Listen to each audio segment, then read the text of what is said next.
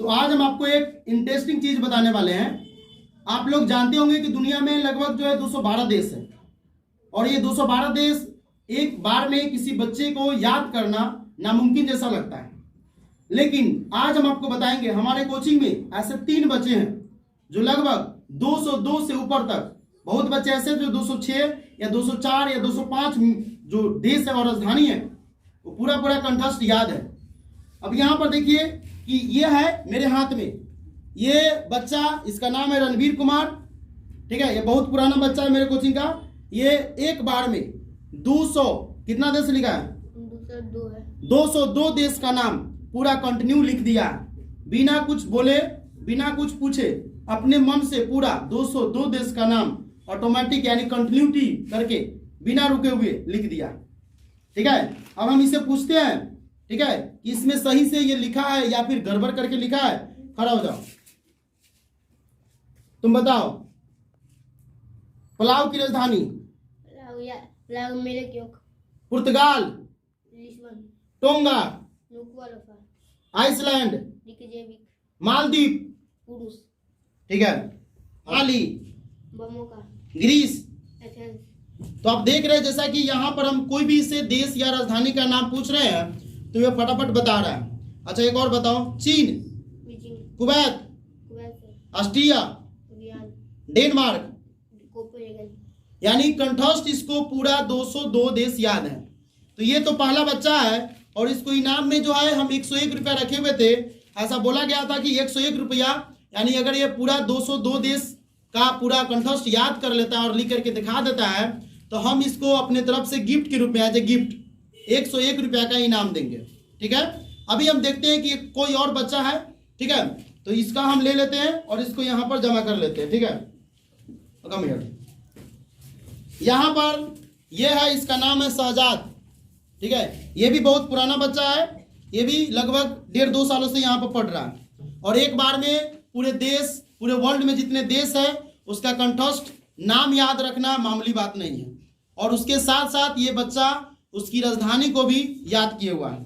अब ये भी बच्चा कितना लिखे हुआ पूरा टोटल? 201 है। यहाँ पर आप दिखा सकते हैं, इधर भी दिखाओ सबको। यहाँ पर बहुत सारे बच्चे हैं लेकिन इसमें से टोटल 3 ही बच्चे सिलेक्ट हुए हैं। ठीक है, हो गया, इधर आओ, इधर आओ। ठीक है, इसमें से टोटल 3 बच्चे, पहला बच्चा यहाँ पर है, दूसरा बच्चा यहाँ पर है और तीसरा बच्चा यहाँ पर है। तो इसको भी हम दिखाएंगे क्योंकि ये सबसे क्लास इसका सीनियर है, सबसे जूनियर वो बच्चा था, उसके बाद ये था मीडियम और ये था सबसे लास्ट।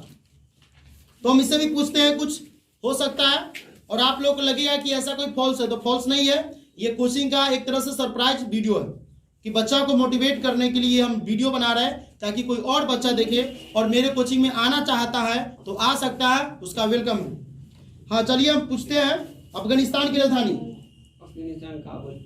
भूटान, सीरिया, कोरिया, उत्तर कोरिया। आप सुन सकते हैं, ठीक है ना, जोर से थोड़ा बोलना ताकि उन लोगों को भी सुनाई दे। रूस, मॉस्को, स्विट्जरलैंड,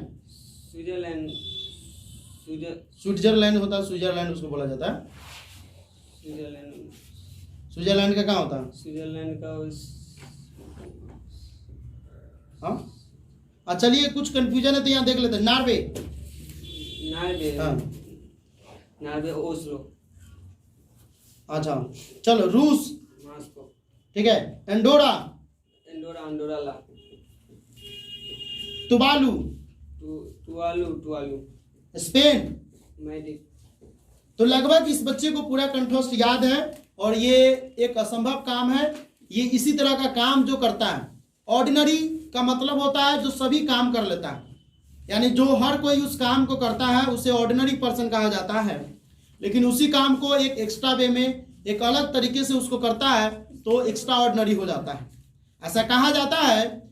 हम लोग जो है एज ए पतंग के रूप में है और इस पर हम एक छोटा सा बात बोलना चाहते हैं कि हर पतंग को एक दिन कचरे के डब्बे में जाना है, लेकिन उससे पहले आसमान छूकर दिखाना है। एज ए पतंग, एज ए काइट, तुम सभी जो है, ठीक है ना, स्टूडेंट हो, लेकिन अगर पतंग की तरह सोचोगे तो हम सबको एक दिन इस धरती में चल जाना है। यानी जिस तरह से पतंग कचरे के डब्बे में जाता है उसी तरह से हम लोग भी एक दिन इस धरती में चले जाएंगे। लेकिन पतंग में और हम में अंतर है। पतंग आसमान छू करके दिखाता है और तुम लोग पता नहीं क्या छूओगे, हमको तो मालूम नहीं है, लेकिन कुछ बच्चे हैं जो आसमान छूकर दिखाएंगे, ऐसा मेरा विश्वास है। ठीक है, तो ये तो हो गया सेकेंड बच्चे हैं। अभी हम यहाँ पर थर्ड बच्चे को दिखाओ। यहाँ पर इसका नाम है रणधीर कुमार। अभी तो ये क्लास 8 में है, 9th में इसका एडमिशन होने वाला है जस्ट। ये हमारे कोचिंग का लगभग 4-5 सालों से हम कोचिंग चला रहे हैं। इसमें लगता है कि हमारा कोचिंग नहीं खुला हुआ था, होम ट्यूशन पहले हम पढ़ा रहे थे, तो ये होम ट्यूशन वाला बच्चा है मेरा। ठीक है, यानी 4 साल से ऊपर से ही पढ़ रहा है। 3 में था तभी से पढ़ रहा है, 3-4 से यूकेजी में था, उसी समय से पढ़ते पढ़ते अभी हो गया है। कुछ क्लास बीच में तरपा भी था। ठीक है, यानी इसका बेसिक यानी बचपन से 55 तक का लगभग इसका जो है। तो ये भी तुम कितना देश लिखा है? 206 212 देश हम लगभग में बताए थे। ठीक है ना, और लिखाए थे 202 देश, और इस सबको टाइम दिया गया था, लेकिन 206 देश ये लिखा है। जितना हम 2-3 देश छोड़ दिए थे उससे ज़्यादा ही लिख लिया हुआ। ठीक है, तो हम इसे पूछ करके देख लेते हैं कि सही है या गलत है। चलो बताओ। मालदीव, थोड़ा जोर से बोलना। ठीक है। Poland, Britain, London, Kenya, Nairobi, Namibia, Bihar.